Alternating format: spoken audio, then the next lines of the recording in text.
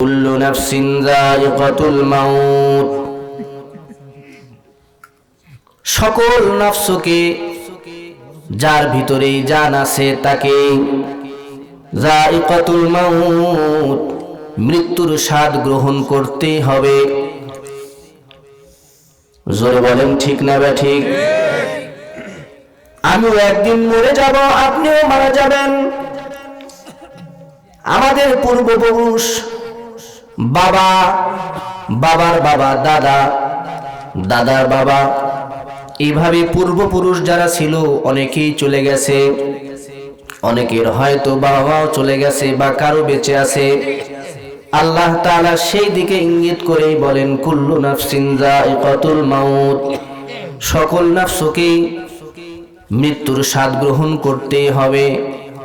তবে ওয়া ইন্নামা তুওয়াফাউনা উজুরাকুম ইয়াওমাল কিয়ামা, যারা মৃত্যুবরণ করেছে তাদেরকে কিয়ামতের ময়দানে উজরত দেওয়া হবে। অর্থাৎ কে কি আমল করেছে সেই আমল অনুপাতে তাদেরকে প্রতিদান দেওয়া হবে। সুবহানাল্লাহ পড়েন। তবে যদি আমি ঈমান নিয়ে মারা যাই তাহলে আমার খুশখবরি আছে। সাথে যদি আমলটা থাকে তাহলে আরো বড় খুশখবরি।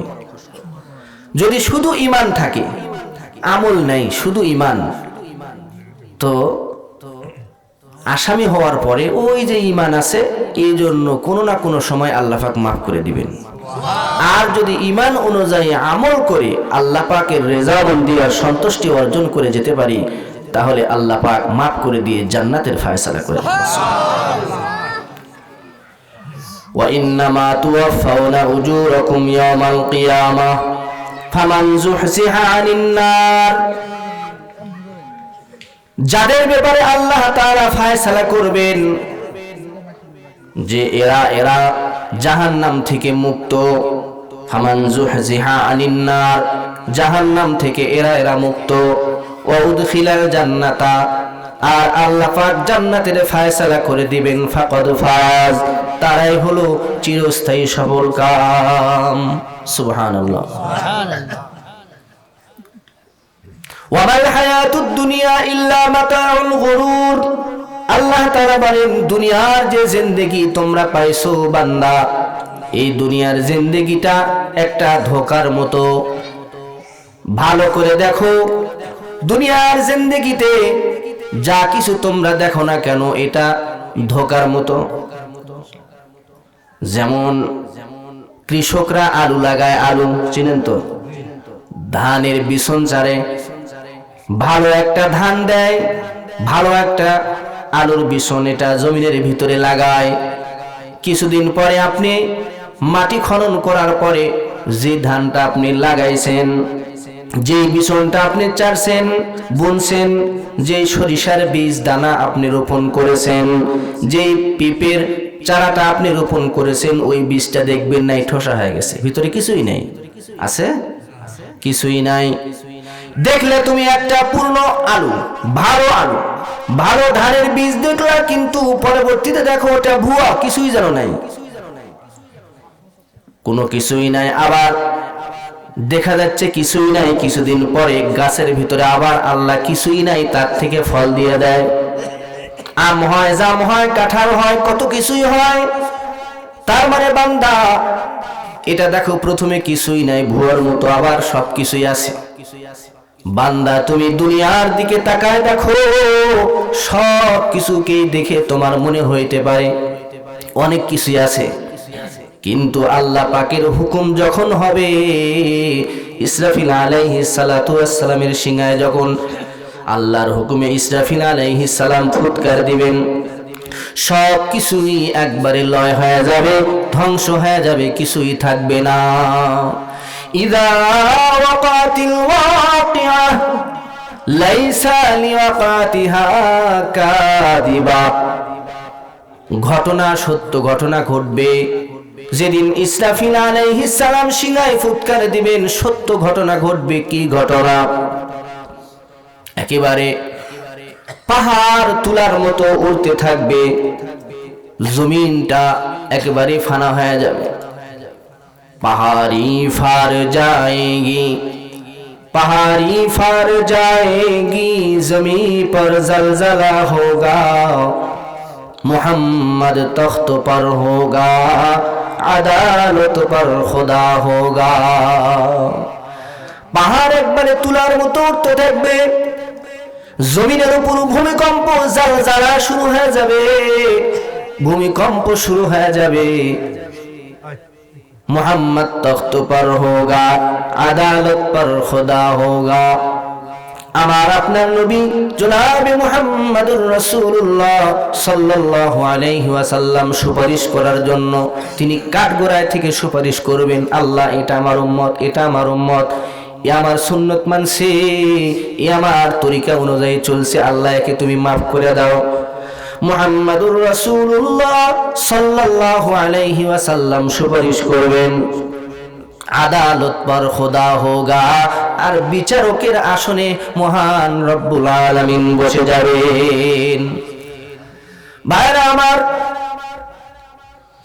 কিতাবের ভিতরে আসছে আমল সে জিন্দেগি बनती है, আমল সে জিন্দেগি बनती है, जन्नत भी जहन्नम भी, ये खाकी अपनी फितरत में ना नारे है ना नूरी। আমলের দ্বারাই মানুষ জান্নাতি হবে, আবার আমলের কারণে মানুষ জাহান্নামী হবে। প্রকৃতপক্ষে এই মাটির তৈরি মানুষ জান্নাতি হয়ে আসে নাই, আবার জাহান্নামী হয়ে আসে নাই। যার যেমন কর্ম, যেমন কর্ম তেমন ফল, যেমন আমাদের আমল হবে ওই আমল অনুপাতে আমাদের ঠিকানাটা হবে। দুনিয়ার জিন্দেগিতে আমরা দেখি একজন অপরাধীকে শাস্তি দেওয়ার জন্য মোটামুটি 2টা সচক্ষে দেখা সাক্ষী হইলেই যথেষ্ট। কয়টা সাক্ষী? 2টা। আল্লাহ রাব্বুল আলামিন আমাদের প্রত্যেকের ব্যাপারে হাসরের ময়দানে 1টা নয় 2টা নয় 4টা সাক্ষী উপস্থিত করবে। আল্লাহ তাআলা 1 নম্বর সাক্ষী উপস্থিত করবেন, ইয়াউমাইদিন তুহাদ্দিসু আখবারাহা। আল্লাহ তাআলা বলেন, বান্দা খুব সাবধান, খুব সাবধান, ইয়াউমাইদিন সেদিন, তুহাদ্দিসু আখবারাহা, জমিন সব খবর টাস টাস করে বলে দিবে। পরজনা মাহফিল হলো, অনেক টাকা খরচ, প্যান্ডেল খরচ 20 থেকে 30 হাজার টাকা, খিচুড়ি করছে সেখানে খরচ এত টাকা, কত মেহনত। এই আয়োজন করতে গিয়া সভাপতি সাহেব তারা চাকরি ছেড়ে দিয়ে চলে আসলো, তারপরও মাহফিলে লোক হলো মাত্র হাতে গোনা। এটা কি জমিন? বলবেন আল্লাহ আমি জমিনের উপর মাত্র হাতে গোনা মোটামুটি 200 জন লোক উপস্থিত। ইয়াউমাইদিন তুহাদ্দিসু আখবারাহা, জমিন সেদিন টাস টাস করে বলে দিবে। এই যে ভালো কাজে অংশগ্রহণ করলাম এটা যেমন ভাবে বলবে, ঠিক যে ব্যক্তি চুরি করছে, জমিনের উপর দাঁড়ায় থেকে আরেকজন মুসলমানকে অন্যায় ভাবে চড় মারছে, আঘাত করছে, আরেকজনের মাথায় বাড়ি দিছে, আরেকজনের সম্পদ লুণ্ঠন করছে, ওই জমিনটাও টাস টাস করে বলবে, আল্লাহ আমি জমিন সাক্ষী, আমি জমিনের উপরে তোমার এই বান্দা এই অঘটনটা ঘটাইছে। সুতরাং যারা মদ পান করো, যারা জিনা করো, যারা চুরি করো, ডাকাতি করো, যারা নেশা করো, অবশ্যই কোনো না কোনো জমিনের উপরই তো করো। ঘরের জমিন হোক, মাঠের জমিন হোক, যেই জমিন হোক, কোনো না কোনো জমিনের উপরই তো করো। তাহলে 1 নাম্বার সাক্ষী, যদি আমি অপরাধী হই আমার বিরুদ্ধে হবে, যদি আমি ভালো হই আমার পক্ষে জমিন সাক্ষী দিবে। 2 নাম্বার সাক্ষী, আল্লাহ তাআলা কোরআনে হাকিমে বলেন, কিরামান কাতিবিন ইয়ালামুনা মা তাফআলুন ইন্নাল আবরারা লাফি নাঈম। আল্লাহ তাআলা কোরআনে হাকিমে বলেন, কিরামান কাতিবিন, সম্মানিত 2জন লেখক। আমরা সবাই জানি 2জন ফেরেশতা আছে, ডান কাঁধে আর বাম কাঁধে 2জন ফেরেশতা আছে না নাই? অনেকেই মনে করে একজনের নাম কিরামান আর একজনের নাম কাতিবিন। আসলে তা নয়। কিরামান মানে হলো সম্মানিত, কাতিবিন মানে হলো দুজন লেখক, কিরামান কাতিবিন মানে সম্মানিত দুজন লেখক। এই দুজন ফেরেশতা লিখতে থাকে। আমি যদি নামাজ পড়ি এটাও লেখে, যদি কেউ গুনাহের কাজ করে এটাও ওই দুজন ফেরেশতা লেখে। কয়টা সাক্ষী হলো? দুইটা সাক্ষী। দুনিয়াতে একজন মানুষের অপরাধী এটা প্রমাণ করার জন্য দুইটা সাক্ষী যথেষ্ট, অথচ আল্লাহ তাআলা আরো সাক্ষী উপস্থিত করেন। কি সাক্ষী? আল্লাহ তাআলা কোরআনে হাকিমের মধ্যে বলেন, আল-ইয়াউমা নাখতিমু আলা আফওয়াহিহিম আল-ইয়াউমা নাখতিমু আলা আফওয়াহিহিম ওয়া তুকাল্লিমুনা আইদিহিম ওয়া তাশহাদু আরজুলুহুম বিমা কানু ইয়াকসিবুন। সূরা ইয়াসিনের ভিতরে আল্লাহ তাআলা বলেন, হাসরের ময়দানে আল্লাহ তাআলা বলবেন, আজকে এমন একটা দিন, নাখতিমু আলা আফওয়াহিহিম, আমি অপরাধীদের মুখে মোহর মেরে দিলাম। দুনিয়াতেও মানুষ অপরাধ করছে, এই মানুষগুলো আসলে যারা অপরাধী হয় এরা কিন্তু স্বীকার করতে চায় না যে চুরি করছে, বাটপারি করছে। ওকে যদি বলেন তুমি চুরি করছো বা এই জঘন্য কাজ করছো, সহজে স্বীকার করে না। সাক্ষ্য প্রমাণ যখন সব উপস্থিত, যখন আর পালানোর জায়গা নাই, তখন চুপচাপ থাকে, তার মানে অপরাধ করছে। এই যে অপরাধ করে স্বীকার না করার যে অভ্যাস, এটা রয়ে গেছে। সেখানে গিয়েও মানুষ বলতে থাকবে, অপরাধীরা বলতে থাকবে, আল্লাহ আমি কিছুই অপরাধ করিনি, কোনো অপরাধ করিনি, আমি ভালো কাজই করছি। আল্লাহ তাআলা বলেন, আল-ইয়াউমা নাখতিমু আলা আফওয়াহিহিম, আজকে এমন একটা দিন, নাখতিমু আলা আফওয়াহিহিম, আমি মোহর মেরে দিলাম তাদের মুখে, মুখ দিয়ে আর কোনো কথা বের হবে না। ওয়া তুকাল্লিমুনা আইদিহিম, তাদের হাত তখন কথা বলা শুরু করবে। হাত বলবে, আল্লাহ, ও মাওলাই কারীম, আয় আল্লাহ, আমি হাতের দ্বারায় এই ব্যক্তি অমুককে অন্যায়ভাবে আঘাত করছে, অমুকের মাথায় বাড়ি দিয়েছে, আমি হাত নিজেই বলে দিলাম। ওয়া তাশহাদু আরজুলুহুম বিমা কানু ইয়াকসিবুন, আল্লাহ তাআলা বলেন, মানুষের পা কথা বলবে, এই পা দিয়ে হেঁটে হেঁটে গিয়ে এই অপকর্ম করেছে। পালাবে কোথায়? আল্লাহ পাক বলেন কোরআনের মধ্যে, আইনাল মাফার, বান্দা তুমি পালাবে কোথায়? পালানোর কোনো জায়গা নাই। ছোটবেলায় আমরা অনেক সময় অপরাধ করছি। সন্তান অপরাধ করে, সন্তানকে বাবা রাগান্বিত হয়ে বলে, তোর মতো সন্তান আমার বাড়িতে থাকার দরকার নাই, যা বাড়ি থেকে বের হয়ে যা। সন্তানকে যখন এই কথা বলে, সন্তান প্রথমে খুব রাগ দেখায়, ঠিক আছে থাকলাম না আপনার বাড়ি, চলে গেছে। কোথায়? বাবায় খোঁজ করে দেখে খালার বাড়িতে গেছে, এই সন্তানের খালার বাড়িতে গেছে। বাবা পিছনে পিছনে চলে গেছে। এই কি ব্যাপার, তুই এখানে কেন? বলে, এটা আমার খালার বাড়ি। আরে তোর খালার বাড়ি, আমার তো শালির বাড়ি, ঠিক না? বাবা বলতেছে, আমার তো শালির বাড়ি, তোর আগে আমার আত্মীয়, বের হ। ঠিক আছে থাকলাম না আপনার আত্মীয়র বাড়ি। সন্তান চলে গেছে, এবার গেছে ফুপুর বাড়ি। বাবা খোঁজ নেওয়ার পরে দেখে ফুপুর বাড়িতে গেছে। ফুপুর বাড়িতে চলে গেছে, কি ব্যাপার এখানে কেন? বলে, আমার ফুপুর বাড়িতে আমি আসছি। আরে তোর ফুপুর বাড়ি, আমার হলো বোনের বাড়ি, ঠিক না বেটি? বাবা এখান থেকে সন্তান যেখানেই যায় দেখে বাপের নেটওয়ার্ক আগেই। শেষ কাণ্ডে ছেলে বুঝলো, আমি যেখানেই যাইব আব্বা বা আমার বাবার নেটওয়ার্কের বাহিরে কোথাও যাওয়ার কায়দা নাই, ভালো হওয়া ছাড়া কোনো বুদ্ধি নাই। আল্লাহ তাআলা বলেন সূরা রহমানের ভিতরে, ইয়া মাশারাল জিন্নি ওয়াল ইনসি ইন ইসতাতাতুম আন তানফুযু মিন আকতারিস সামাওয়াত ওয়াল আরদি ফানফুযু লা তানফুযুনা ইল্লা বিসুলতান। আল্লাহ তাআলা বলেন, হে মানুষ, হে জিন জাতি, হে মানুষ, তোমরা অপরাধ যদি করতে চাও, গুনাহের কাজ যদি করতে চাও, তাহলে আমার যে সীমানা আছে, জমিন আছে, আসমান আছে, এই সীমানার বাহিরে গিয়ে তুমি গুনাহ করো। বলেন তো, কোন মানুষ, কোন জিনের জন্য এটা কি সম্ভব আল্লাহর সীমানার বাহিরে যাওয়া? তার মানে যেখানেই যাও সেখানে আমি আল্লাহর সীমানার মধ্যেই আছো। ওই সন্তানের জন্য যেমন বাবার নেটওয়ার্কের বাহিরে যাওয়া সম্ভব নয়, নেটওয়ার্ক বলতে বাবার আত্মীয় স্বজন, এর ভিতরেই সে ঘুরতে থাকে, ঠিক আমি আল্লাহ তাআলার আসমান জমিন আছে, এর বাহিরে যাওয়া সম্ভব নয়। সুতরাং যেহেতু বাহিরে যাওয়া সম্ভব নয়, সুতরাং আমাকে আপনাকে কবরের সামান জোগাড় করতে হবে, আমল করতে হবে, কারণ আমল অনুপাতেই ব্যবস্থা হবে, ঠিক না ঠিক? وقال النبي صلى الله عليه وسلم وقال النبي صلى الله عليه وسلم إنما القبر روضة من رياض الجنة أو حفرة من حفر النار।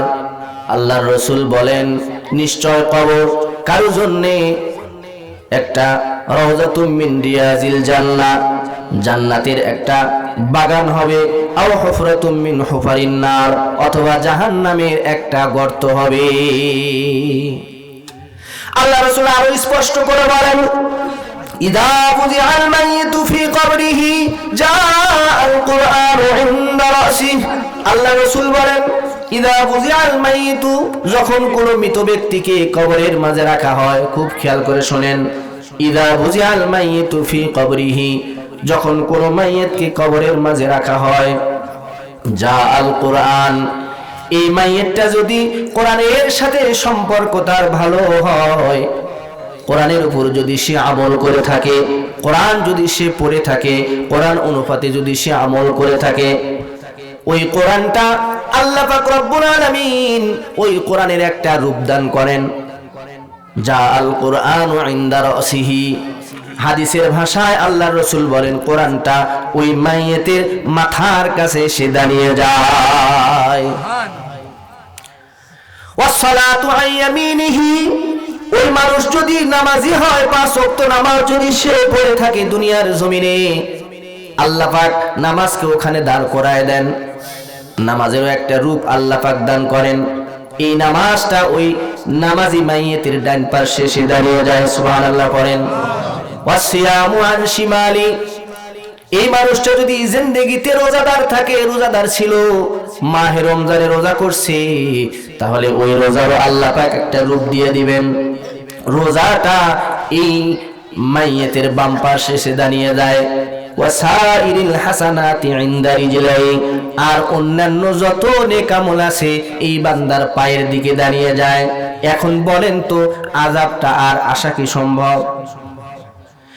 একজন মানুষের 4 জন ছেলে, ওই মানুষের উপরে হয়তো কোনো কারণে কেউ আক্রমণ করতে এসেছে, চতুর্দিক থেকে লোকজন আসছে আক্রমণ করার জন্য।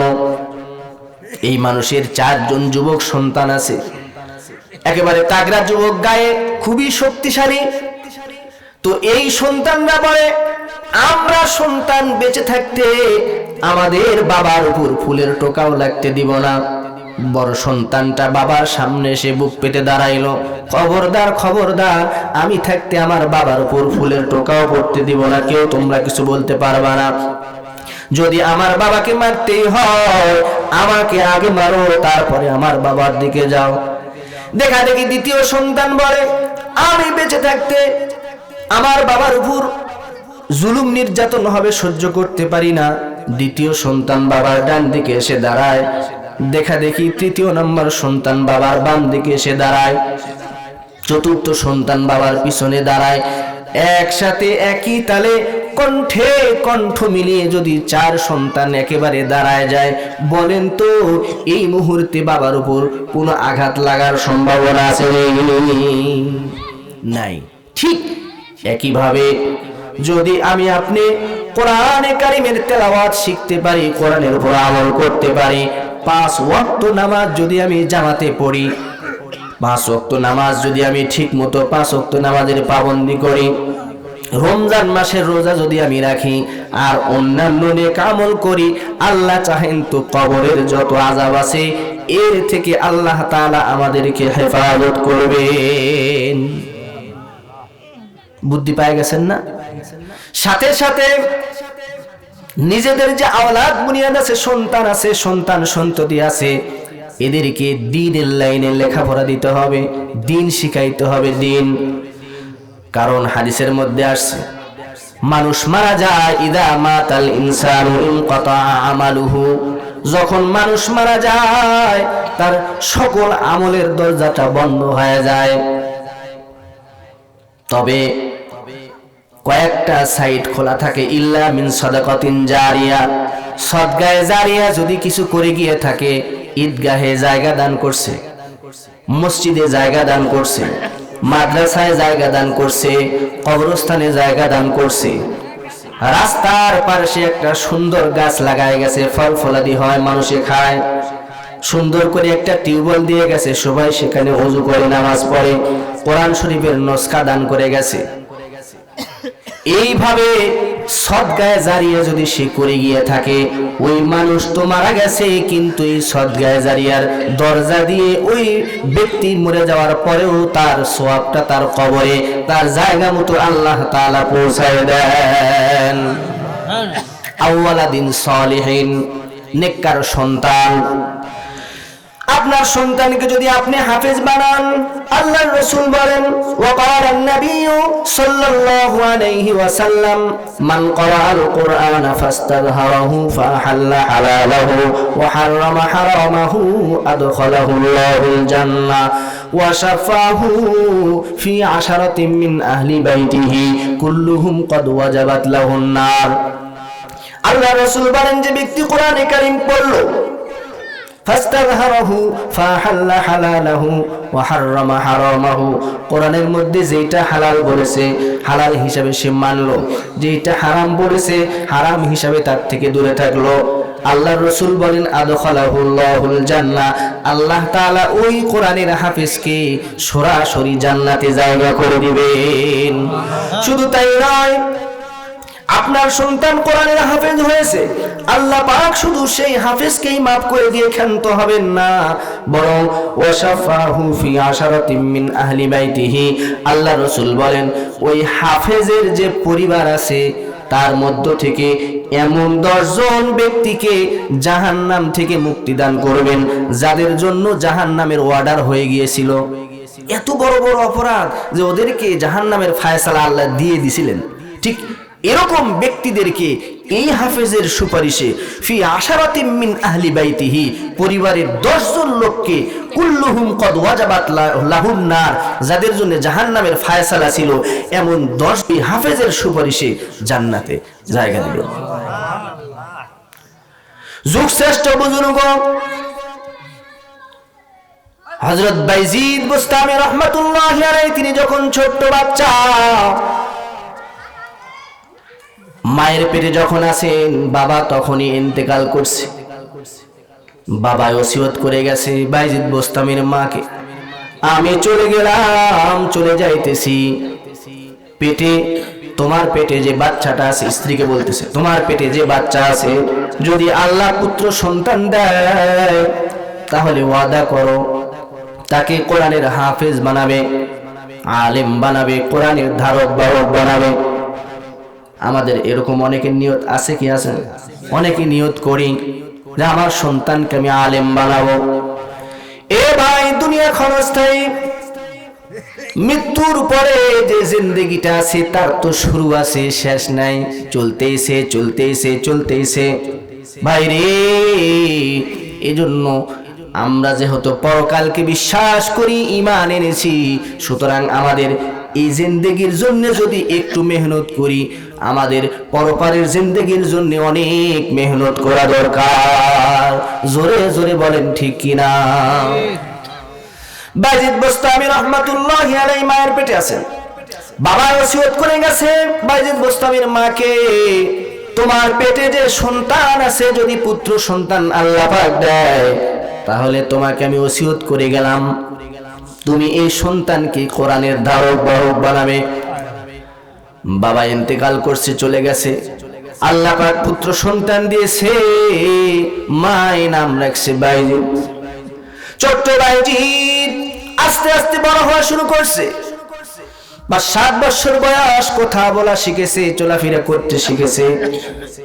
বাইজিদকে মায়ে মাদ্রাসায় নিয়ে গেছে, ওস্তাদকে ডেকে বলে ওস্তাদ এই যে আমার কলিজার টুকরা, কলিজা ছিঁড়া ধন। তার বাবার বড় আশা ছিল ছেলেকে বড় আলেম বানাবে, হাফেজ বানাবে।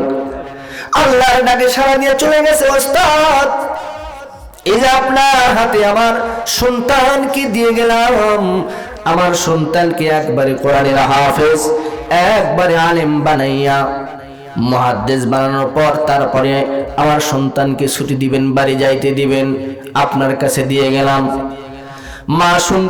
মা সুন্দর করে সন্তানকে রেখে বাসা চলে গেছে। এবার বাইজিৎ সুন্দর করে কোরআনে কারিম হাতে নিয়েছে, পড়া শুরু করছে। আস্তে আস্তে আস্তে আস্তে ওস্তাদের কাছে পড়া শোনায়। ওস্তাদ একটা টার্গেট দিয়েছে।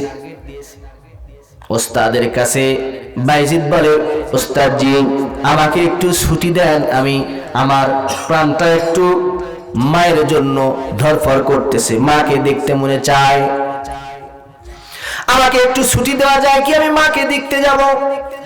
ওস্তাদ জি বলে, শোনো, এই যে কোরআনে কারিম আছে, যদি তুমি এত দিনের মধ্যে এতগুলো পারা আমাকে শোনাইতে পারো, মুখস্থ শোনাইতে পারো, তাহলে এরপরে তোমাকে আমি ছুটি দিব, তুমি যাইতে পারবা। টার্গেট দিয়েছে অনেক বেশি, মনে করেন সময় দিয়েছে 1 মাস বা 6 মাস সময় দিয়েছে। যতখানি টার্গেট দিয়েছে সেটা অল্প দিনেই 6 মাসের পড়া 1 মাসের ভিতরে পড়ে শেষ করছে। আল্লাহর কাছে চাই, আল্লাহ দেয়। ছোট্ট ছোট্ট বাচ্চা, এরা যদি চোখের পানি ছেড়ে দিয়ে আল্লাহর কাছে চায়, আপনারা যারা কওমি মাদ্রাসায় গেছেন, যদি কোনো সময় ভাগ্য হয় শেষ রাতে গিয়ে দেখবেন, আপনারা বাড়িতে তো ঘুমান, ফজরের আজান হয়ে যায়, ওইদিকে নামাজের জামাত দাঁড়ায় যায়, তারপরেও ঘুম ছাড়ে না। অথচ আপনি মাদ্রাসায় গিয়ে দেখবেন, মাদ্রাসার ওস্তাদ ছাত্ররা তারা রাত্রি 3টার সময় জাগ্রত হয়ে গেছে। ছোট্ট ছোট্ট বাচ্চারা পাপ নাই, এখনো তাদের গুনাহের আমলনামা লেখা শুরু হয় নাই, তারপরেও ওরা হুজুরের দেখা দেখি, বড় বড় ওস্তাদদের দেখা দেখি, তারাও চোখের পানি ছেড়ে দিয়ে আল্লাহর কাছে কান্দে, আল্লাহ আমার মায়ে বড় আশা করে মাদ্রাসায় দিয়েছে, মাওলা আমার বাবা বড় আশা করে মাদ্রাসায় দিয়েছে, আমাকে কোরআনের হাফেজ বানাও, আমাকে বড় একজন আলেম বানাও। এইভাবে সব সময় সে কান্নাকাটি করে। আল্লাহ পাকের রহমতের দরজা এই কান্নার কারণে আল্লাহ পাক খুলে দেন। বাইজি তো এভাবে কান্দে আর লেখাপড়া করতে থাকে। 6 মাসের পড়া দেখা যায় 1 মাসই ওই জায়গায় পৌঁছে গেছে। পড়া যখন নির্দিষ্ট স্থানে পৌঁছে গেছে, ওস্তাদের কাছে গিয়ে বলে, ওস্তাদ জি, আপনি আমাকে পড়ার যতগুলো টার্গেট দিয়েছিলেন আমি আজকে সবগুলো শোনায় দিব। সমস্ত পড়া শোনানোর পর বলে, আপনি যে টার্গেট দিয়েছিলেন এই টার্গেট তো আমি পূরণ করলাম, তাহলে আপনি যে আমাকে মাকে দেখার জন্য ছুটি দিতে চাইছিলেন, ছুটি দেন, আমি একটু মাকে দেখে আসি। ওস্তাদ এখন কি বলবে, যেহেতু টার্গেট দিয়েছিল ওটা পূরণ করছে, ঠিক আছে যাও, তাড়াতাড়ি আবার চলে এসো মাকে দেখার পর, 2-1 দিন পরে চলে আসো। ভাইরে, আগের জামানায় সন্তানও যেমন ছিল, মা বাবা ওই মানের ছিল। মা বাবাও ভালো, সন্তানও ভালো। গাছ যদি ভালো হয় ফলও কিন্তু ভালো হয়, মা যদি ভালো হয় মেয়েও কিন্তু ভালো হয়, বাপ যদি ভালো হয় ছেলেও কিন্তু ভালো হয়। এখন হয়ে গেছে সব উল্টা, ঠিক না? বাইজিৎ এবার ওস্তাদের কাছ থেকে ছুটি নিয়ে বাসায় রওনা। আস্তে আস্তে করে বাসায় পৌঁছে গেছে। অনেক দূরের পথ, মাদ্রাসা থেকে বাসায় আসতে আসতে সন্ধ্যা হয়ে গেছে, রাত লেগে গেছে। দরজার সামনে দাঁড়িয়ে ডাকে, মা ও মা, আমি তোমার বাইজিৎ আসছি মা, তুমি না আমার মাদ্রাসায় রেখে আসছিলা, কোরআনের হাফেজ হইতে বলছিলে মা, আমার এত পারা হয়েছে, আমি আসছি তোমাকে দেখার জন্য। মাও দেখেন কত উন্নত মা, মা দেখে বলে, না না, তোমার কণ্ঠটা আমার বাইজিতের মতো, তোমার কথাবার্তা আমার বাইজিতের মতো। দরজা না খুলে মা ভিতর থেকে বলে, আমার বাইজিৎ একেবারে কোরআনের হাফেজ আলেম হওয়ার আগ পর্যন্ত তো আমার বাসায় আসার কথা না। আমার বাইজিদ কথা দিয়েছিল আমার সাথে আলেম হওয়ার পরে বাসায় আসবে, হাফেজ হওয়ার পরে বাসায় আসবে। তুমি যেহেতু হাফেজ হও নাই, আলেম হও নাই, তুমি আমার বাইজিদ না। যদিও আমার বাইজিদের মতো তোমার কথা, তুমি আমার বাইজিদ না। যাও আমার বাইজিদ হইলে ওই আলেম হওয়ার পরে হক্কানি আলেম হইয়া তারপরে আমার বাসায় ফিরবে। জোরে জোরে বলেন সুবহানাল্লাহ। ভাইরা আমার, যদি সন্তানকে হাফেজ বানাইতে চান তাহলে বাড়িতে একটা এক সপ্তাহ পর মুরগি এনেই জবাহ করার পরে সন্তানকে ডাক দেন, আসো খাওয়া দাও। ফোন করে, হুজুর আমার ছেলেকে ছুটি দেন। মুরগি এটা খাওয়ায় খাওয়ায় তুমি সন্তানকে লোভ লাগাই দিতেছো। ওর খাওয়ার কথা মনে হইলে আর বড় ভালো লাগবে। আত্মীয় স্বজন বেড়াতে আসছে, হুজুর ওই ছেলের বোন বেড়াতে আসছে, বোন ভগ্নিপতি দুলাভাই আসছে, একটু ছুটি দেন। তো আসার পরে এইভাবে তো সমস্যা হয় না। আমার ওস্তাদজি এক সময় শুনিয়েছিলেন, আল্লাহর একজন বান্দা গরিব মানুষ, বড় আশা তার সন্তানকে কোরআনের হাফেজ বানাইবে, মাদ্রাসায় ভর্তি করায় দিয়েছে। আল্লাহর বান্দা লক্ষ্য করে দেখে সন্তান প্রতি শুক্রবারে একটু ছুটি পায়, বাড়িতে আসা শুরু করছে। আর মা সুন্দর করে সুন্দর সুন্দর রান্না করে সন্তানকে খাওয়ায়। গরিব মানুষ, তার মনে বড় আশা সন্তান কোরআনের হাফেজ হবে। বাবা এবার চিন্তা করে, এইভাবে যদি প্রতি জুমার দিন প্রতি শুক্রবারে আমার সন্তানটা বাসায় আসে আর তার মা যদি এত ভালো ভালো গোশত মাছ রান্না করে খাওয়ায়, এই সন্তান তো খাওয়ার লোভে হাফেজ হওয়ার হবে না। কি করা যায়? এই সন্তানকে একটু জ্ঞান দিতে হবে। জ্ঞান তো কথা দিয়ে হবে না, কাজ দিয়ে। কিভাবে কাজ দিয়ে? বলে এবার বাবাই লক্ষ্য করে দেখে বা বড় একটা কই মাছ ভাজছে, সুন্দর করে ভাজা করে সন্তানের প্লেটে দিয়েছে। বাবাও খাবার বসেছে, সন্তানও বসেছে। মা যেই মুহূর্তে এই সন্তানের প্লেটের ভিতরে বড় কই মাছ ভাজাটা দিয়েছে, বাবা এবার ইচ্ছা করে ওই কই মাছটা কিছু না বলে ওখান থেকে নিয়েছে, নিয়ে নিজে খাওয়া শুরু করছে। একটুও তাকাচ্ছে না ছেলের দিকে। ছেলে এবার চিন্তা করে, অনেকদিন পর বাড়িতে আসলাম, মা আমাকে মহব্বত করে কই মাছটা ভেজে আমাকে খাইতে দিল, আর বাবা কত বড় পাষাণ, আমার প্লেট থেকে এটা নিয়ে নিল, খায়। ঠিক আছে, আমি আর কই মাছ ভাজাও খাবো না, বাড়িতেই থাকবো না, মাদ্রাসায় যাই। ওই যে মাদ্রাসায় গেছে, রাগ করে সন্তান একবারে যেদিন হাফেজ হয়েছে পাগড়ি নিয়ে তারপরে সন্তান আসছে, বাবার সাথে দেখা করছে। বাবা বুকে ছবি জড়ায় ধরে নিয়ে চোখের পানি ছেড়ে দিয়ে সন্তানকে জড়া ধরছে, আর সন্তানকে বলে, সন্তান তুই মনে হয় আমার উপর রাগ করছিস বাবা। মনে পড়ে আজ থেকে 1 বছর আগের ঘটনা, আজ থেকে 2 বছর আগের ঘটনা। বাবারে, অনেকদিন আগে তোর মা তোকে মহব্বত করে বড় কই মাছটা তোকে ভেজে খাইতে দিয়েছিল। তোর প্লেটের ভিতর তুই যখন খাওয়া শুরু করছিস বাবা, আমার মন কিন্তু চায় না তোর কাছ থেকে নিতে, কিন্তু আমার বড় আশা ছিল তোরে আমি কোরআনের হাফেজ বানাবো, তোরে আমি আল্লাহওয়ালা বানাবো, বড় আলেম বানাবো। কিন্তু আমি চিন্তা করলাম, আমার সন্তান যদি এইভাবে মাজা মাছ খাওয়া শুরু করে, এইভাবে যদি ভালো ভালো রান্না খাওয়া শুরু করে, আমার সন্তান হাফেজ হওয়া সম্ভব নয়, আমার সন্তান বড় আলেম হওয়া সম্ভব নয়। তো তাকে একটু লজ্জা দিতে হবে, তাকে একটু শিক্ষা দেওয়া দরকার, সবক দেওয়া দরকার। কিভাবে দিব বাবা? যদিও আমার মনে চায় নাই, কিন্তু তোরে বড় হাফেজ বানানোর জন্যই, তোকে আল্লাহর কাছে মাহবুব আর মাকবুল আর প্রিয় বানানোর জন্য আমার মনে চায় নাই। তারপরেও তোর কাছ থেকে আমি নিয়েছি বাবা। আমার কলিজা কিন্তু খন্ড খন্ড খান খান হয়ে গিয়েছিল, তারপরেও আমি এটা নিয়েছিলাম বাবা। যদি আমি সেই দিন আমি এইটা না নিতাম, তাহলে তুই কিন্তু আজকে হাফেজ হইতে পারতি না বাবা। তুই আমারে ক্ষমা করে দে, আসলে আমার নিয়তটা তোকে না খাওয়ানো ছিল না। জোরে জোরে বলেন সুবহানাল্লাহ। সন্তান এবার বুঝতে পারছে। সন্তান বলে, বাবা কোনো অসুবিধা নাই, আপনি আমার ভালোর জন্যই এইটা করছেন। জোরে জোরে বলেন সুবহানাল্লাহ। ভাই আমার খেয়াল করেন, বাইজিদ বারবার ডাকে মা মা, দরজা খুলো মা, তোমারে আমি দেখার জন্য আসছি মা। দরজার ওপার থেকে মা বারবার বলে না আমার বাইজিদ তুই না, আমার বাইজিদ তো আমার কাছে কথা দিয়েছে, সে তো বড় আলেম হইয়া বড় হাফেজ হইয়া তারপরে ফিরবে, আমার বাইজিদ হলে আলেম হওয়ার পরে আসবে, তুই আমার বাইজিদ না।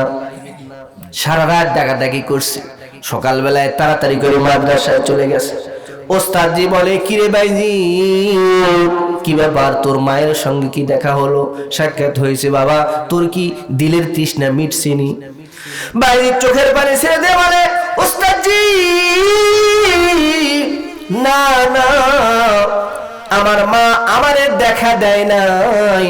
আমার মা বারবার বলে আমার তো রাত অনেক হয়ে গিয়েছিল বাসায় ফিরতে, গিয়ে দেখি মা দরজা বন্ধ করে ভিতরে নামাজ পড়তেছে, ভিতরে তাসবিহ তাহলিল করে। তারপরে ডাক দিলাম, মা বারবার বলে আমার বাইজিদ তুই না, কারণ আমার বাইজিদ আমারে কথা দিয়েছে আলেম না হইয়া সে ফিরবে না, হাফেজ না হইয়া সে ফিরবে না, সুতরাং তুই আমার বাইজিদ নয়। বাইজিদের মতো তোর গলা তোর কণ্ঠ ঠিক আছে।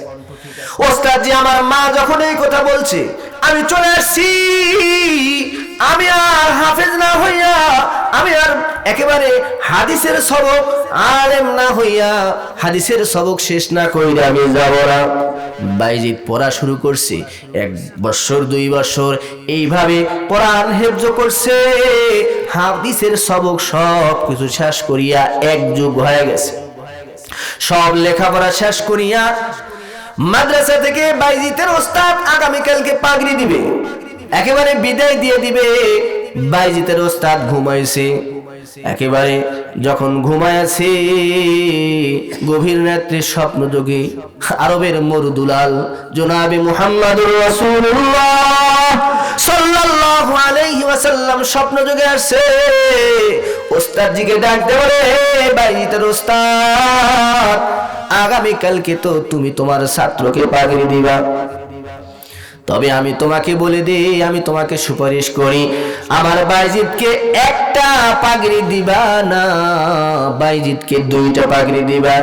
1টা তো তুমি পড়া শেষ করে দিয়েছো, এর পাগড়ি দিবা, সাথে সাথে আমি তোমাকে সুপারিশ করি ওকে মারিফাতের আরেকটা পাগড়ি দিয়ে দিবা।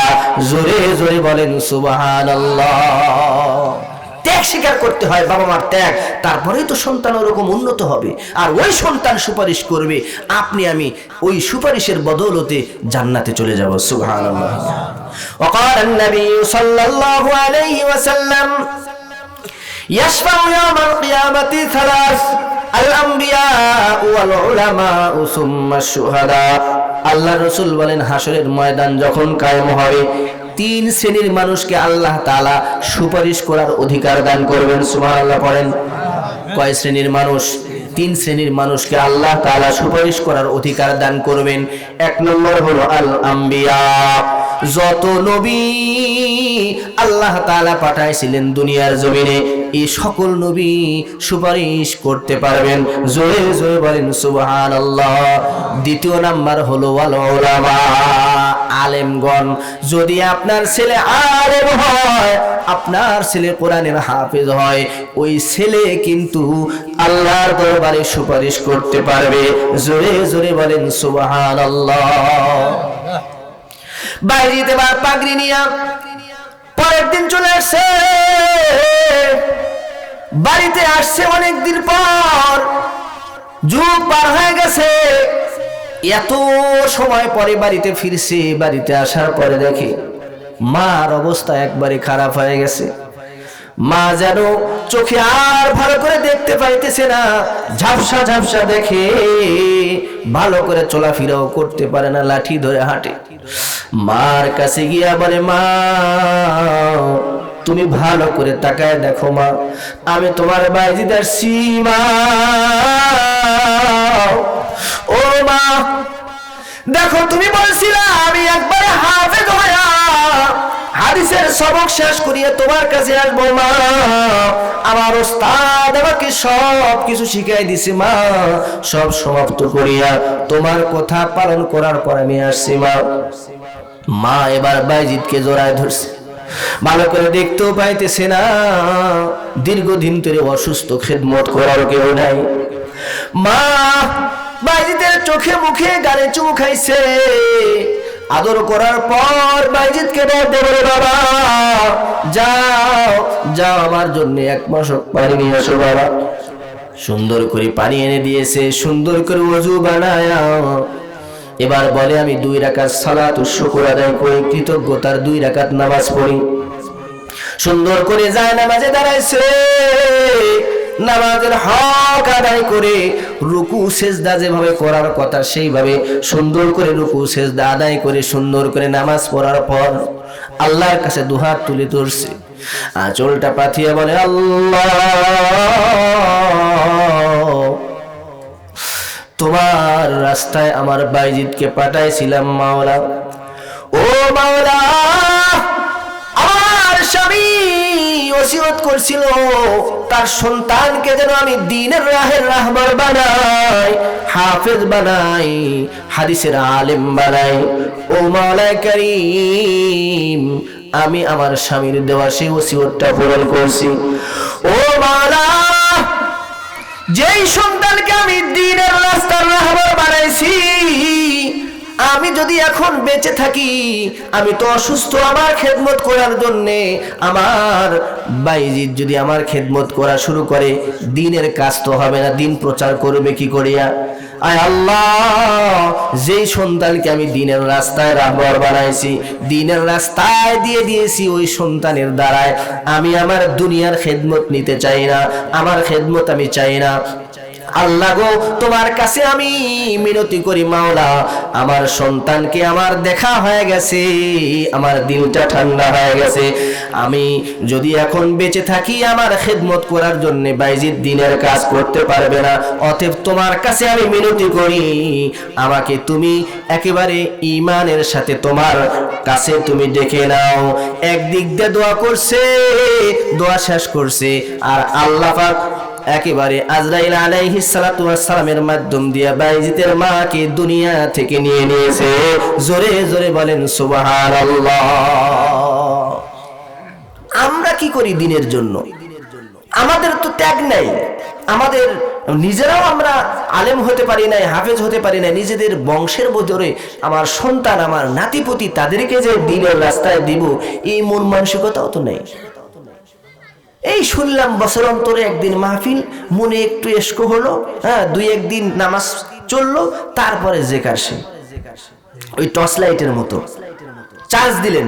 আপনি যে টর্চ লাইট ব্যবহার করেন না, আপনারা টর্চ লাইট ব্যবহার করেন না, মোবাইল ব্যবহার করেন, বলেন তো এই মোবাইল মনে হয় 1 মাস পর পর চার্জার দেন, 1 বছর পর পর দেন, হ্যাঁ 1 দিনের মধ্যে দিতে। এই যে ভালো মোবাইল অনেক দাম, 25,000 টাকা দাম, তারপরেও প্রতিদিনই চার্জ দেওয়া লাগে। তাহলে আপনার এত দামি মোবাইল যদি প্রতিদিন চার্জ দিতে হয়, চার্জবিহীন যদি একদিনও না চলে, আপনার আমার ঈমান আছে, ঈমানের চার্জের কি দরকার নেই?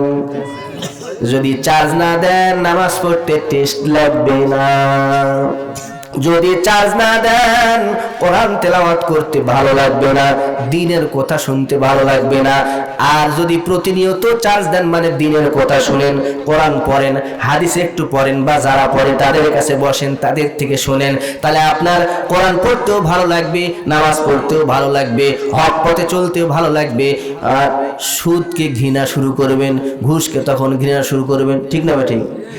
আর যদি চার্জ না দেন তখন আপনার কাছে সুদ আর ঘুষ ওটা ইন্টারেস্ট মনে হবে। কি মনে হবে? সুদ ঘুষকে ইন্টারেস্ট মনে হবে। দেখছেন না, সুদের নাম বদলায়, বলে ইন্টারেস্ট। ব্যাংকের টাকা রাখছে, বলে আমার ইন্টারেস্ট কত? সুদ না, ইন্টারেস্ট। আবার একজন আরেকজনের একটু উপকার করে কোনো কাজ করলে, তখন বলে যে এই কাজটা করে দিলাম, তাহলে আমরা কিছু পাই না, কিছু চা খাওয়া বাবদ কিছু না দিলে হয়, তখন দিয়ে দিল 5,000 টাকা। আচ্ছা বলেন তো, 1 কাপ চার দাম কি 5,000 টাকা?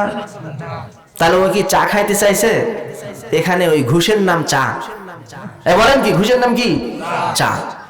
এইভাবে নাম পরিবর্তন করে আমরা এক এক সময় এক এক ভাবে কিন্তু কাজ করতেছি, ঠিক না ঠিক? অথচ রসুলের আখলাক, সাহাবায়ে কেরামের আখলাক আমাদের জীবনে বাস্তবায়ন করা দরকার ছিল।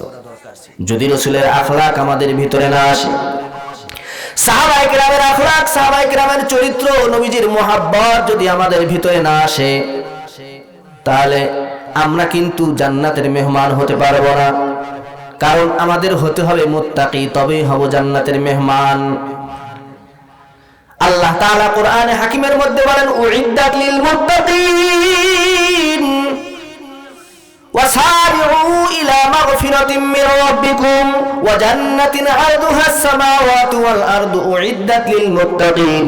আল্লাহ তাআলা বলেন, ওয়াসারিউ, তোমরা দৌড়াও, প্রতিযোগিতা করো, ইলা মাগফিরাতিম মির রাব্বিকুম, তোমাদের প্রভুর ক্ষমার দিকে দৌড়াও, প্রতিযোগিতা করো, কে কার আগে যাইতে পারো, কে বেশি আমল করতে পারো, তোমার প্রভুর ক্ষমার দিকে তোমরা দৌড়াও। ওয়া জান্নাতিন, এবং জান্নাতের দিকে দৌড়াও। আরদুহাস সামাওয়াতু ওয়াল আরদ, কত বড় জান্নাত আল্লাহ পাক বুঝার জন্য বলেন, এই যে আসমান আর জমিনের যত ফাঁকা জায়গা দেখো, মনে করো এর চেয়েও বড় তার পরিধি। আসলেই একটা ন্যূনতম ইমানদার শস্যের দানা পরিমাণ ইমান নিয়েও যদি কেউ জান্নাতে যায়, তাকে আল্লাহ এই দুনিয়ার 10 দুনিয়া সম পরিমাণ জান্নাত দিবে। এখন আমি আপনি বুঝবো কি করে? বুঝবো না। এই জন্য বলছে, তোমরা যে দেখো আসমান আর জমিনের ফাঁকা জায়গা এরকম, আসলে অনেক বড়, কিন্তু আমরা বুঝবো এটা বলে, সেই জন্য এটা বুঝায়। কারণ যদি আপনি কাউকে বুঝাইতে চান, তো সে যে কথা বললে বুঝে ওই মানের কথা দিয়ে বুঝাইতে হয়, তাছাড়া উল্টা বুঝে। যেমন ধরেন এক কানালো, কানা ছিলেন তো, চোখ দিয়ে দেখতে পায় না, তো কানালো ওকে দুধের কথা বলছে, তো কানালো বলতেছে, দুধ কেমন? দুধ কেমন? তো বলে, দুধ হলো সাদা। সাদা কেমন? তো বলতেছে, বগের মতো, বগের মতো।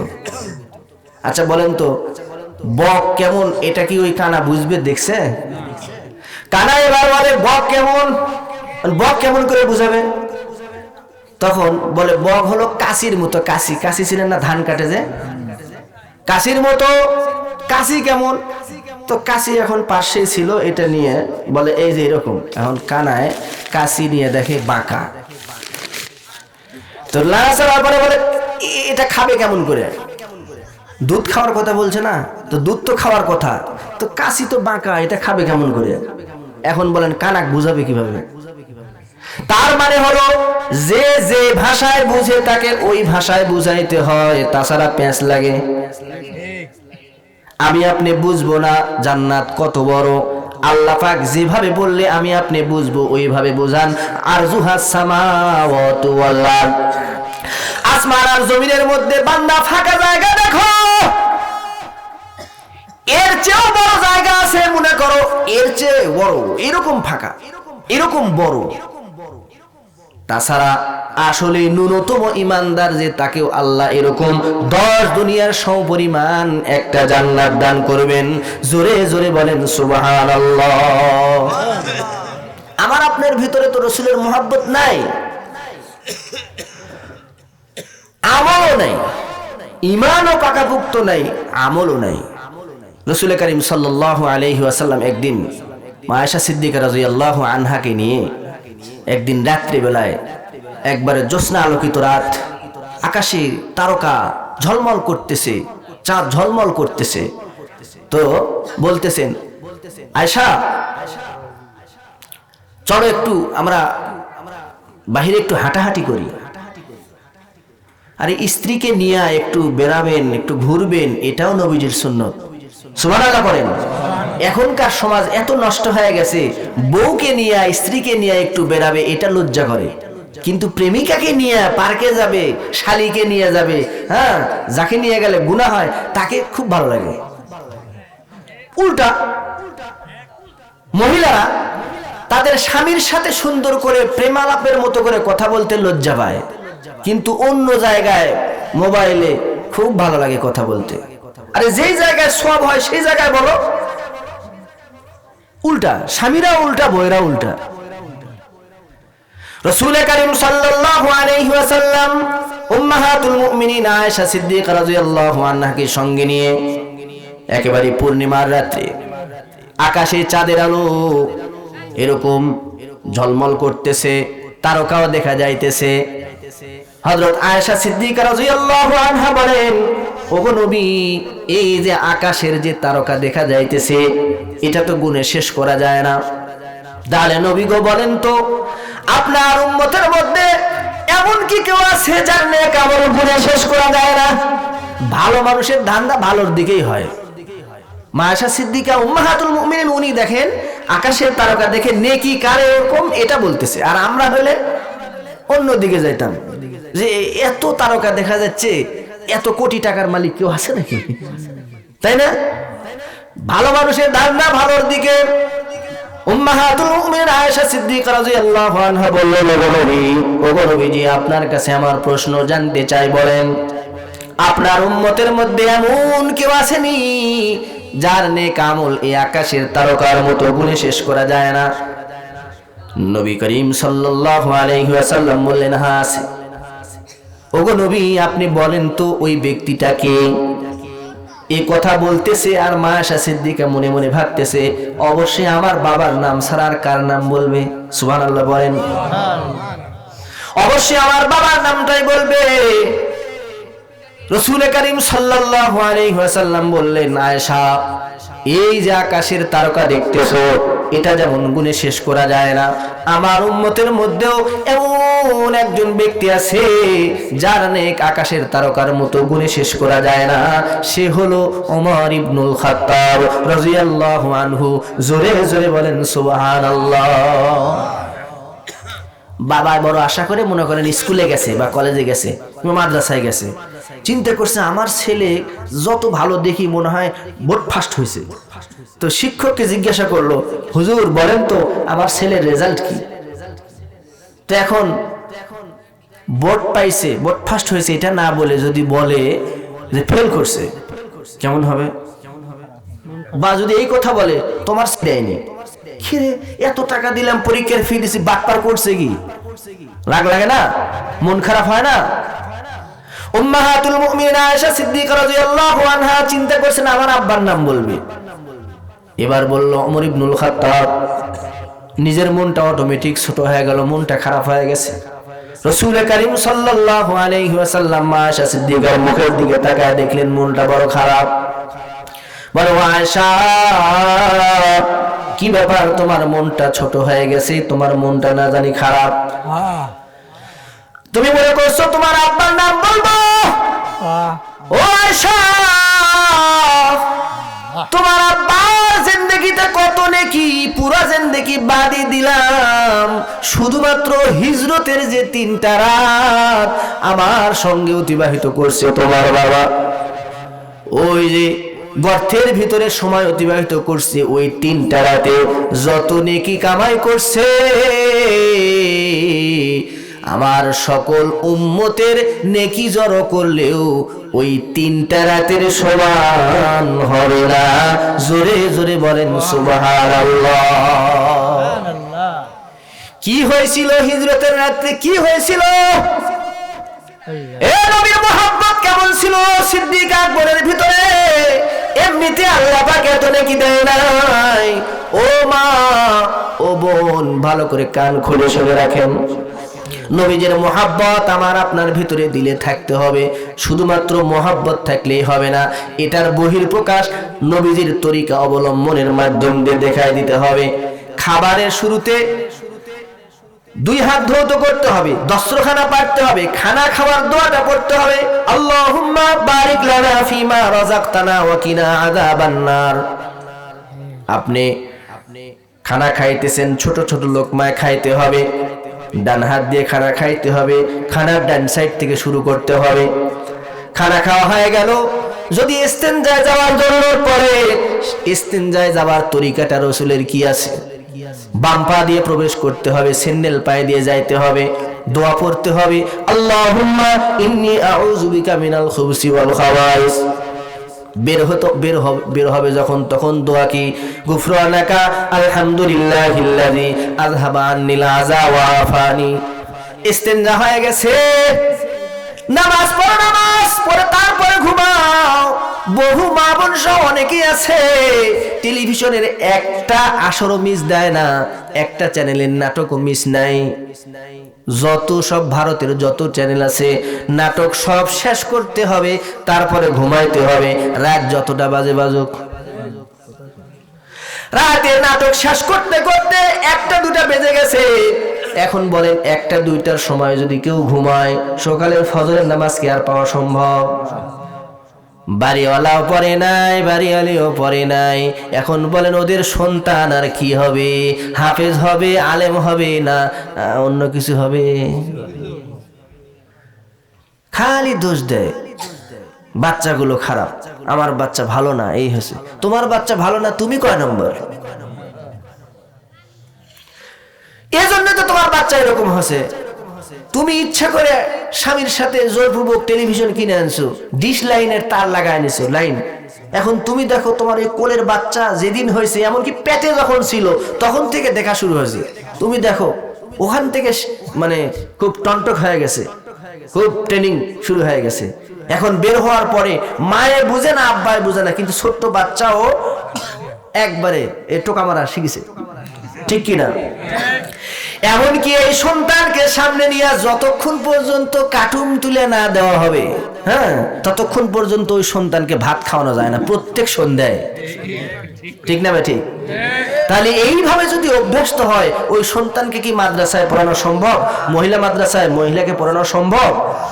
আর যদি কলেজে রাখেন তো হয়ে গেছে, মোবাইল ছাড়া কলেজে যাবে না, আপনার কষ্ট করে আর বিয়ের আয়োজন করার দরকার হবে না।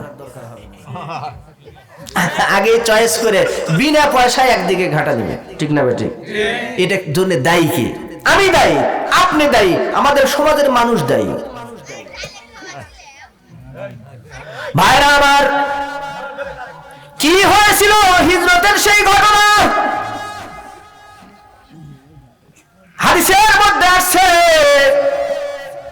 2বার আকাশের যত ফেরেশতা আছে, জমিনের যত ফেরেশতা আছে, এ সকল ফেরেশতারা ডুকরে পড়ে চিল্লা চিল্লি করে 2বার কানছে। 2বার কানছে ফেরেশতারা, যত ফেরেশতা আল্লাহর আছে সকল ফেরেশতারা চিল্লা চিল্লি করে কান্নাকারি করছে। খেয়াল করেন, আমার আপনার নবী আল্লাহর জমিনে আল্লাহর দ্বীন প্রতিষ্ঠা করার জন্য কত কষ্ট করছে। নবীর নিজে জান্নাতে যাওয়ার জন্য তো এত আমলের দরকার নাই, কারণ নবীরা তো মাসুম, এত আমলের তো দরকার নাই। নবী করিম সাল্লাল্লাহু আলাইহি ওয়াসাল্লাম মাসুম হওয়ার পরেও সকল নবীদের তো পাপই নাই, সব আল্লাহ মাফ করে দিছে, একবারে মাসুম বানায় দিছে। তারপরেও সারা রাত নফল নামাজ এত বেশি পড়ছে, নবীজির পা মোবারক ফুলে গেছে। আল্লাহ পাকের পক্ষ থেকে আয়াত আসছে, ইয়া আইয়ুহাল মুজাম্মিল কুমিল লাইলা ইল্লা কলিলা। ও মুজাম্মিল, ও চাদর মুড়ি দেনওয়ালা, ও মুজাম্মিল, কুমিল লাইলা ইল্লা কলিলা, এত নফল নামাজ পড়ে পাটা ফুলায় ফেলার দরকার নাই, অল্প পড়েন, অল্প পড়েন, অল্প পড়েন। নবীজির আমল দেখে আল্লাহ অল্প করতে বলছে, আর আমাদের আমলই নেই। নবী সারা রাত জেগে নফল নামাজ পড়ছে, আমরা না হয় নফল নাই পড়লাম, অন্তত ফরজটা তো পড়া দরকার। وقال النبي صلى الله عليه وسلم أول ما يحاسب به العبد يوم القيامة الصلاة। আল্লাহ রাসূল বলেন, হাসরের ময়দান যেদিন কায়েম হবে, ওই যে হিসাবের কাঠগড়ায় যখন আমরা দাঁড়াবো, যত জিনিসের আল্লাহ পাক হিসাব নেবেন, তার ভিতরে প্রথম নাম্বার হিসাব চাইবেন নামাজের। পরীক্ষা নেওয়া শুরু করছে।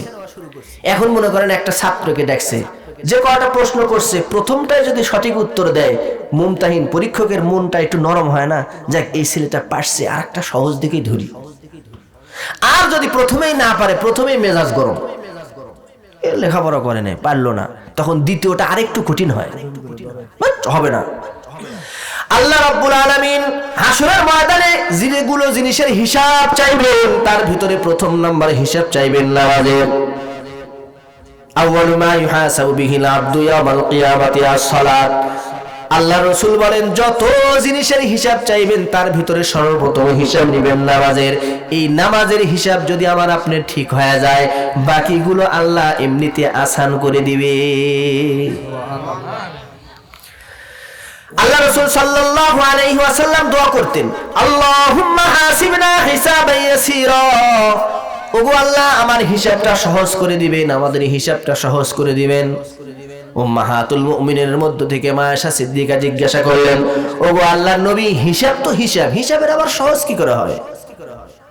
50 50 100 চার পজিশন 100, আচ্ছা 10 10 100, তো ঘুরে ফিরে তো হিসাব এইভাবেই হয়, তো এর মধ্যে আবার সহজ হিসাব কি? আল্লাহ রাসূল বলেন সহজ হিসাব মানে হলো বিনা হিসাব। হিসাব তো সবই কঠিন, সহজ হিসাব মানে আল্লাহ যেন হিসাবের সম্মুখীনই না করে, আল্লাহ যেন এমনি মাফ করে দেয়, যা বান্দা তুই অনেক কিছু করছিস মাফ করে দিলাম। আল্লাহ সহজ হিসাব মানে আমার হিসাব আপনি নিয়েন না, আল্লাহ হিসাব চাইলে আমি পারবো না, হিসাব চাইলে আমি পারবো না। এজন্য দরকার তাকওয়া, তাকওয়া মুত্তাকি, আল্লাহর ভয়।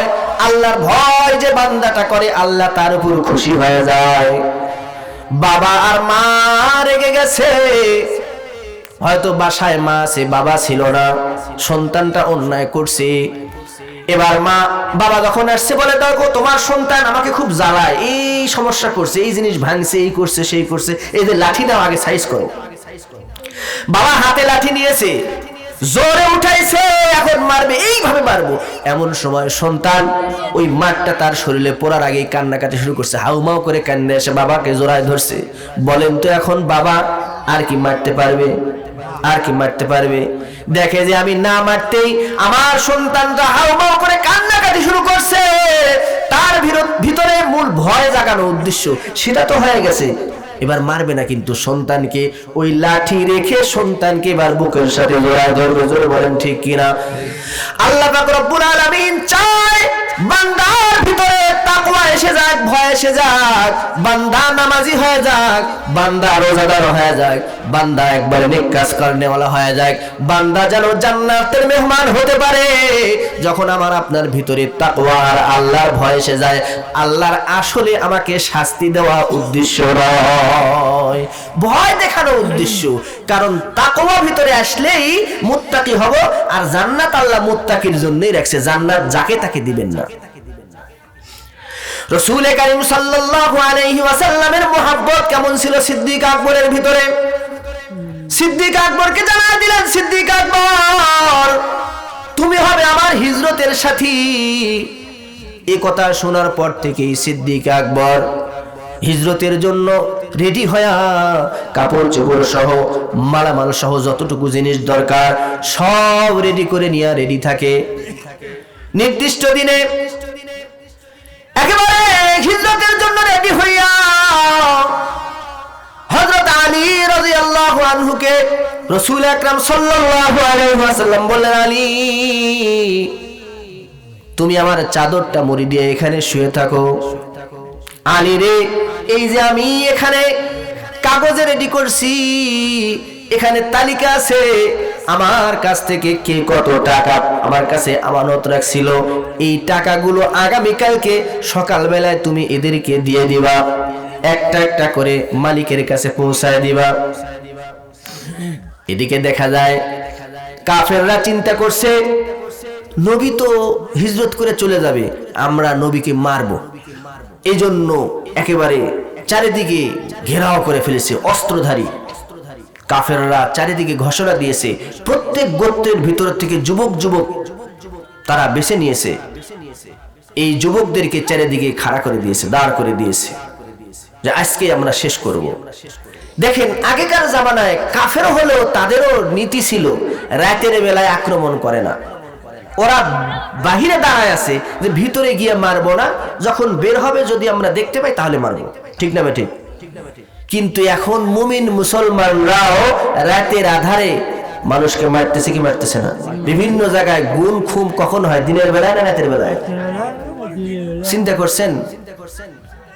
কাফের হইলেও তাদের মধ্যে একটু হলেও রীতিনীতি ছিল, আর মুসলমান হওয়ার পরেও আজকে আমাদের ভিতরে মুসলমানিত্ব নাই। মুসলমানি বুয়াদ গরদান নেহাদান ইনানে খুদ বাদস্তে খাজাদাদান। हम मुसलमान हैं मगर हम मुसलमान हैं मगर हम में मुसलमानी नहीं, हम में ईमान है मगर हम मुमिने कामिल नहीं। আমরা নামে মাত্র মুসলমান, কিন্তু আমাদের ভিতরে মুসলমানিত্ব নাই। ঠিক না বা ঠিক? কাফেররা চতুর্দিকে দাঁড়িয়ে আছে, আক্রমণ করে আছে, তারা নবীজিকে হত্যা করতে চায়। রাসূল করিম সাল্লাল্লাহু আলাইহি ওয়াসাল্লাম হযরত আলী রাদিয়াল্লাহু আনহুকে বললেন, আলী তুমি আমার চাদর মুড়ি দিয়ে এখানে ঘুমিয়ে যাও, আর এই যে লিস্টটি তোমার কাছে দিয়ে গেলাম, আগামী কালকে তুমি এই লিস্টটি অনুপাতে যার যে আমানত আছে ওখানে আছে তুমি সবাইকে দিয়ে দিবা। এরকম মুহূর্ত যদি আমাদের কারো হয়, সমাজের কেউ হয়, হ্যাঁ বুঝতে পারছি, তো তারা করে কি, যারা আমাকে মারতে চায় তাদের টাকা আমার কাছে আছে, ওদেরকে দিব, সব গোছায় গাছায় নিয়ে একবারে ব্যাগ ভর্তি করে, 8টা ব্যাগ হোক আর 10টা হোক আর 12টা হোক, সব ভর্তি করে উড়াল দিয়ে চলে যাবে। ঠিক না ভাই? ঠিক। অথচ নবী করিম সাল্লাল্লাহু আলাইহি ওয়াসাল্লাম এই কঠিন মুহূর্তেও জানতেছেন, বুঝতেছেন যে আমাকে মারতে আসছে, তারপরেও কার কি আমানত সেটা একেবারে তালিকা করে তাদেরকে দেওয়ার জন্য এটা করতেছেন। এ হলো নবীজির আখলাক, নবীজির চরিত্র। এমন চরিত্র আমাদের হওয়া দরকার। ঠিক না ঠিক? হযরত আলী রাদিয়াল্লাহু আনহু বলেন, আমি এই রাত্রে যে শুয়েছিলাম, জীবনের এই রাত্রে আমার সবচেয়ে ইতমিনানের সাথে ঘুম হয়েছে। কি জন্য? কারণ হলো রাসূলের কাছ থেকে তো শুনছি মৃত্যু একবারে সন্নিকটে, নামাজের একদিকে সালাম ফিরায় অন্যদিকে সালাম ফিরানোর সুযোগ নেই, মাঝখানে মওত হতে পারে। কিন্তু ওই রাত্রে রাসূল যে আমাকে বলেছেন আগামীকালকে তুমি আমার এই আমানতগুলো পৌঁছায় দিবা, এই কথা শোনার পরে আমার মন এতটুকু নিশ্চিত হয়েছে, রবি যেহেতু আমাকে দায়িত্ব দিয়েছে, তার মানে ওই সময়ের আগ পর্যন্ত আমার আর ইন্তেকাল হচ্ছে না। সুবহানাল্লাহ বলেন। ওই রাতটা আমার ঘুমটা খুব ইতমিনানের সাথে হয়েছিল। সুবহানাল্লাহ বিহামদিহি। আমি কালেকশনের দিকে যাব, একটু দেরি করেন। তো রাসূল করিম সাল্লাল্লাহু আলাইহি ওয়াসাল্লাম রাত্রি বেলায় বের হইল, কোরআনের আয়াত পড়ে একটু বালি কোনায় ফু দিয়ে এটা নিক্ষেপ করলেন। আল্লাহ তাআলা বলেন, ওয়া মা রামাইতা ইজ রামাইতা ওয়ালাকিন্নাল্লাহ রামা। ওগো নবী, আপনি যখন নিক্ষেপ করেন ওটা আপনি নিক্ষেপ করেননি, কুদরতি হাত দিয়ে আমি নিক্ষেপ করছি, শত্রুদের চোখের মধ্যে চলে গেছে। রাসূল করিম সাল্লাল্লাহু আলাইহি ওয়াসাল্লাম গভীর রাতে বের হয়েছেন, কাফেররা ওদিকে চোখ ডলতেছে, মাঝখান দিয়ে রাসূল করিম সাল্লাল্লাহু আলাইহি ওয়াসাল্লাম বের হয়ে গেছেন। সিদ্দিক আকবরের দরজায় গিয়া একবার কেবল টোকা দিয়েছেন, আওয়াজ দিয়েছেন সিদ্দিক আকবর, সঙ্গে সঙ্গে দরজা খুলে দিয়েছে। রাসূল করিম সাল্লাল্লাহু আলাইহি ওয়াসাল্লাম জিজ্ঞাসা করলেন, আবু বকর কি ব্যাপার? মাত্র একবার ডাক দিলাম, তুমি কেমন করে বুঝতে পারলা? তুমি না দরজা খুলে দিলে, কি ব্যাপার? সিদ্দিক আকবর রাদিয়াল্লাহু আনহু চোখের পানি ছেড়ে দিয়ে বলেন, ওগো নবী, ওগো পয়গম্বর, ওই যে আজ থেকে 6 মাস আগে যখন আপনি বলছিলেন তুমি আমার হিজরতের সাথী হবা, সেদিন থেকে ওগো নবী আমি প্রতি রাত্রে এভাবে দাঁড়ায় থেকে দরজার সাথে কান লাগাই দিয়া দাঁড়িয়ে দাঁড়িয়ে ঘুমাই, বিছানায় বালিশে মাথা লাগাইয়া কোনোদিন ঘুমাই নাই। কারণ আপনি রাহমাতাল লিল আলামিন, আপনি আমার দরজায় ডাকবেন আর আমি ঘুমাবো, এটা আমার দিল সহ্য হয় না। সিদ্দিক আকবর রাদিয়াল্লাহু আনহু এবং রাসূল করিম সাল্লাল্লাহু আলাইহি ওয়াসাল্লাম রাস্তায় যাইতেছেন, তো একবার দেখা যায় সিদ্দিক আকবর রাসূলের ডানে দাঁড়ায়, একবার বামে দাঁড়ায়, একবার পিছনে যায়, একবার সামনে যায়। রাসূল করিম সাল্লাল্লাহু আলাইহি ওয়াসাল্লাম জিজ্ঞাসা করলেন, সিদ্দিক আকবর কি ব্যাপার? তুমি একবার ডানে যাও, আবার মাঝে মাঝে বামে যাও, আবার সামনে যাও, আবার পিছনে পেছনে যাও, মাঝে মাঝে তুমি এমন করতেছো কেন? সিদ্দিক আকবর রাদিয়াল্লাহু আনহু চোখের পানি ছেড়ে দিয়ে বলে, ওগো পয়গম্বর, যখন আমি আপনার ডান দিকে হাঁটি তখন আমার মনটা যেন কয় যেন দূরে কাফেররা আছে, তারা তীর নিক্ষেপ করবে, আপনার বাম সাইড দিয়ে হয়তো তীর আসবে, আপনার শরীরে লাগবে। এজন্য আমি তাড়াতাড়ি করে বামে দাঁড়াই। আমার মনে হয় যেন সামনের দিক থেকে মারতে পারে, তখন আমি আবার সামনের দিকে আসি।